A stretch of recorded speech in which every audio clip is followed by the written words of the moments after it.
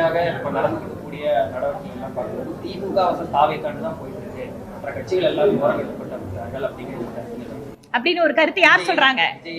விஜய் தானே சொல்லுவாரு, அவர் தாங்க சொல்லுவாரு. வேற யாரா சொன்னா பாத்துக்கலாம். பொதுமக்கள் கருத்தும் அப்படிதான் இருக்கு. சரி, இப்ப நாங்க சொல்லட்டுமா? திமுகவுக்கு எதிராக திமுகவை வீழ்த்துகின்ற ஒரே சக்தி தமிழகத்தில் தேசிய ஜனநாயக கூட்டணி மட்டுமே. வேற யாராலையும் வீழ்த்த முடியாதுங்க.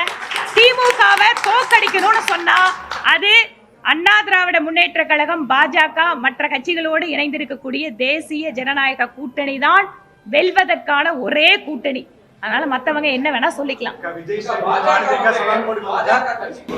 கோஷ்டி பூசல் இருக்குன்ற ஒரு கருத்து அண்மை காலமா இருக்கு. அதே வேளையில டிடிவி தினகரன் சொன்னாரு, இப்போ இருக்கக்கூடிய மாநில தலைவர் நயினார் நாகேந்திரன் கொண்டதுக்கு அப்புறம் கூட்டணி அவர் வழிநடத்த தெரியல, அண்ணாமலை சிறப்பா கொண்டு வரலாம்னு சொல்லி அண்ணாமலை கொண்டாரு.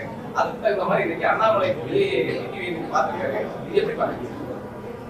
முதல்ல நீங்க நிறைய கேள்விகளை ஒன்னா சேர்த்து கேட்டீங்க. கோஷ்டி பூசலுங்கிறீங்க, எந்த கோஷ்டி பூசலும் கிடையாது.